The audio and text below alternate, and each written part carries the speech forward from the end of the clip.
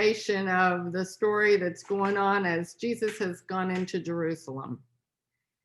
Jesus responded by telling still more stories. God's kingdom, he said, is like a king who threw a wedding banquet for his son. He sent out his servants to call in all the invited guests, and they wouldn't come. He sent out another round of servants, instructing them to tell the guests, look, everything is on the table, the prime rib is ready for carving, come to the feast. They only shrugged their shoulders and went off, one to weed his garden and another to work in his shop. The rest, with nothing better to do, beat up on the messengers and then killed them. The king was outraged and sent his soldiers to destroy those thugs and level their city. Then he told his servants, we have a wedding banquet all prepared, but no guests. The ones I invited weren't up to it. Go out into the busiest intersections in town. Invite anyone you find to the banquet. The servants went out on the streets and rounded up everyone they laid eyes on, good and bad, regardless. And so the banquet was on, every place filled. When the king entered and looked over the scene, he spotted a man who wasn't properly dressed.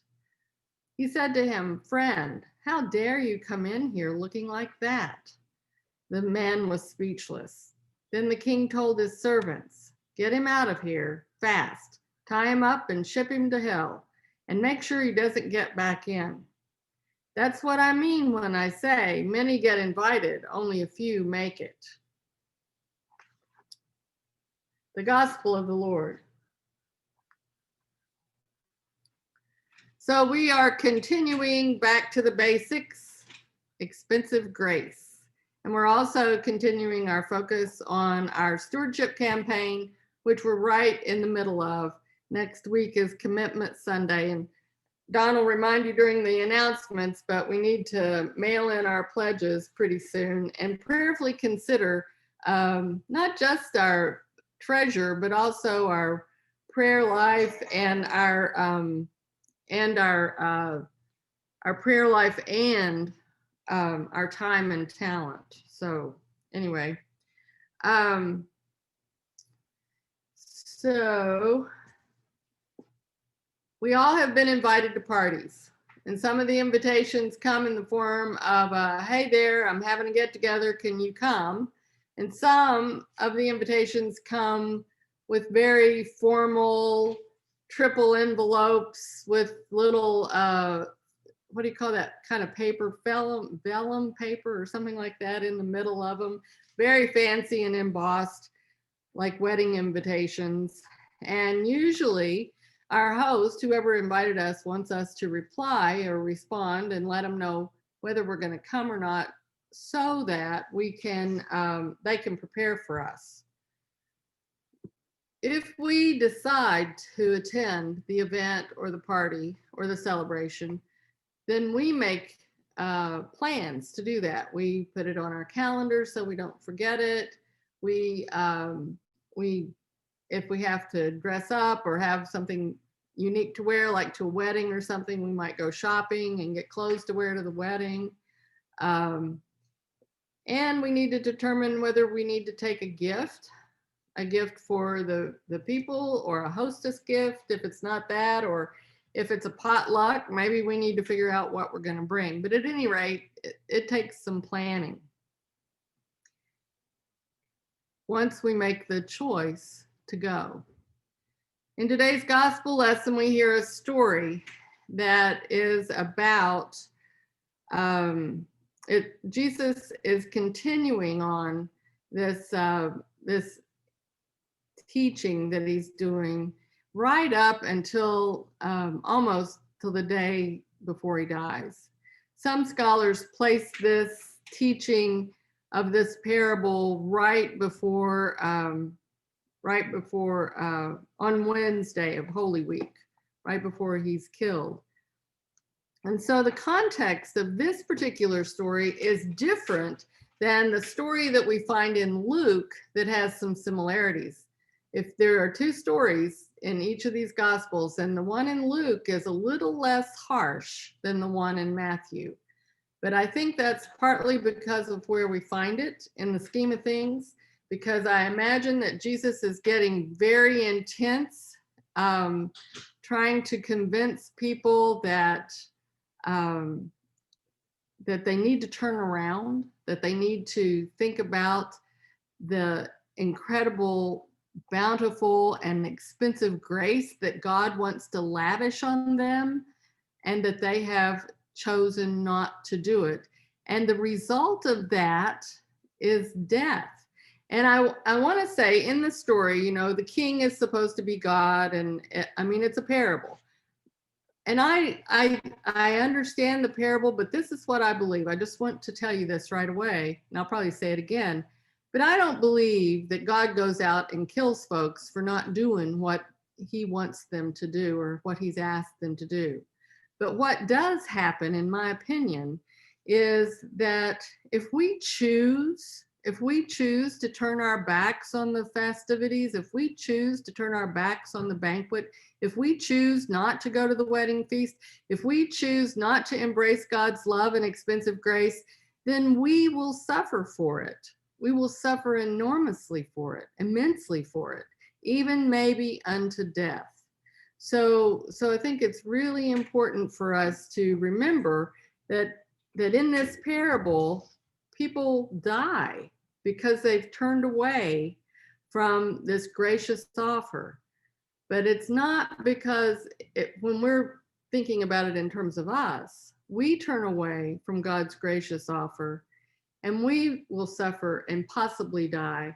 But God didn't have anything to do with it. It was all about our choice and how we decided to respond, how we respond to God, whether we embrace this gracious love or whether we turn our backs on it.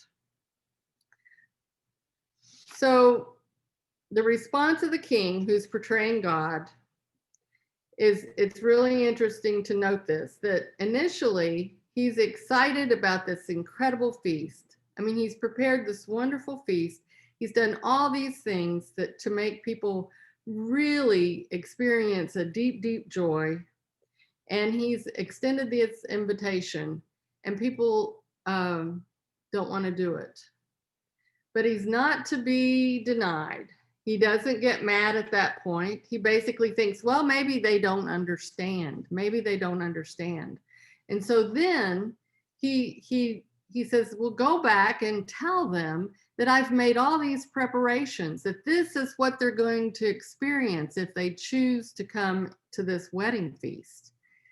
And when the messengers go back out to do that, people still don't want to come. And even some people actually torture the messengers or kill them.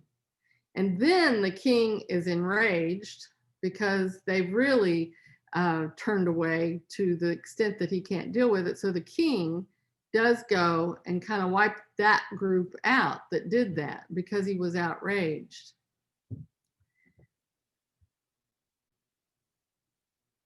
We choose whether or not to enter the divine party. And when we choose not to, just as I said before, we choose extreme suffering, extreme suffering. So the king comes back and says, okay, we have this wonderful feast. I want you to go out to the highways and byways, and I want you to find people who want to come. We are going to have this party, even if people turn away and not everybody attends. And so they do. And the house is full of guests. And so I don't know if you've ever been to a party like a wedding thing and what happens is, you'll probably know this is a good example of it. Everybody goes on to the reception while the photographer takes forever to take all the pictures of the wedding. And then there's this great event where the bride and groom enters into the reception and everybody claps and it's a really big deal. Well, that's kind of what happened in this story, where the king enters into the banquet hall and everybody kind of stops, probably claps, and it's a high point of the party.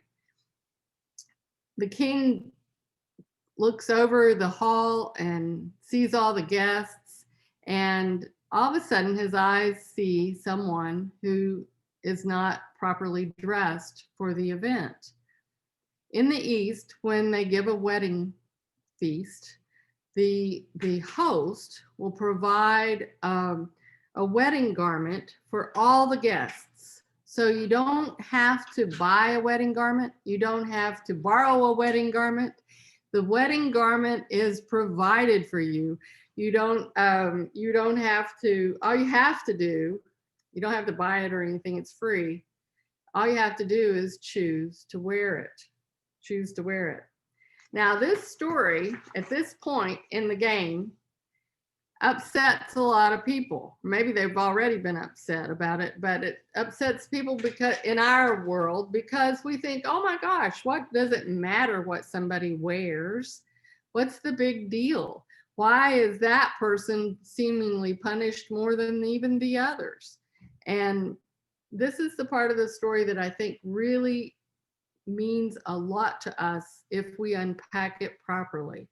And that is the fact that when we do not choose, if we enter the party, if we enter the community, if we enter the kingdom, and we say we want to be a part of it, then that decision needs to come from our heart and be authentic and true. In other words, we can't show up in the kingdom and stand around and not have a changed heart, not have a changed attitude toward wanting to respond to this great love that we've been given in a way that actually shows it. You know, God is a lot, or at least the book of James, if you read the book of James, it's really a lot about manifesting that transformation that happens in our heart when we follow Jesus, that it manifests in good works. It manifests in ways that people can actually see that the change has happened.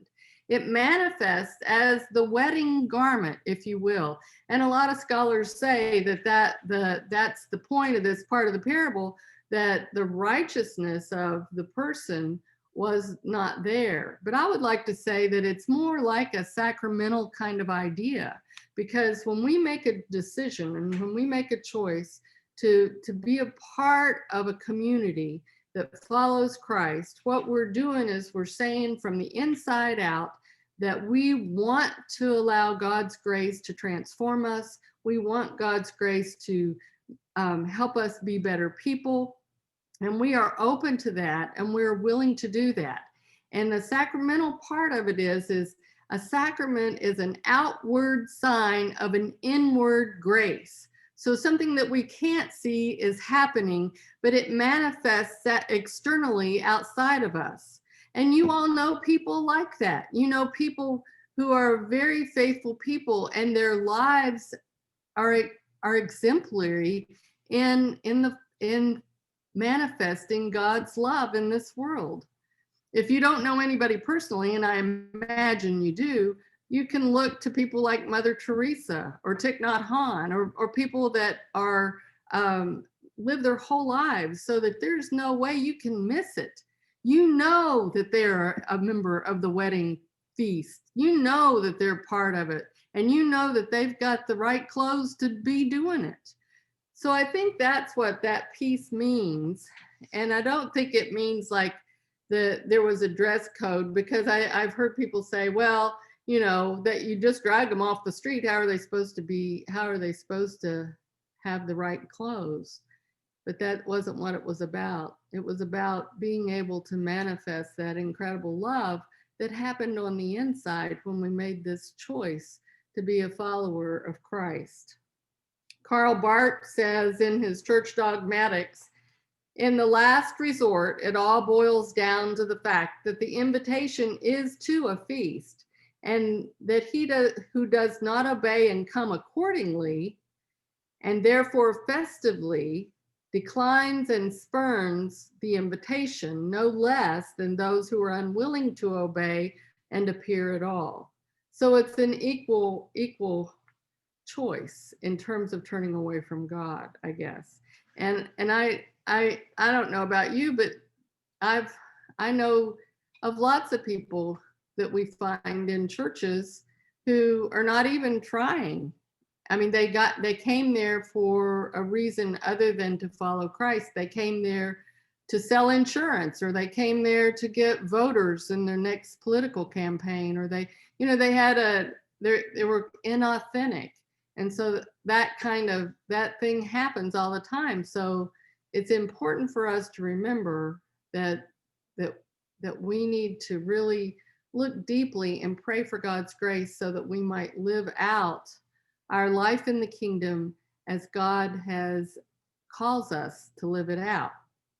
We're in the middle of our fall stewardship focus, and it's a focus of prayerfully considering how we might graciously give forward the many blessings of the wedding feast in time and talent and treasure. And our choice to recognize that we are a part of God's kingdom and a part of the great banquet of God's grace and love leads us to strive to realize that everything does come from God. And giving is a part of the outward sign of the inward grace of recognizing God's extreme bounty.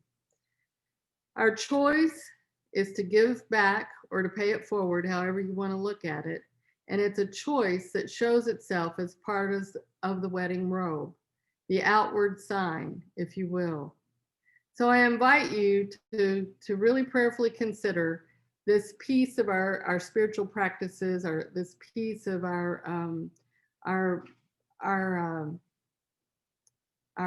authentic way of recognizing that, God, we belong to God. Everything we have belongs to God, and all we're doing is giving from that bounty that God's already given us. I believe we've all made a decision to come to the wedding feast, at least all of us here this evening.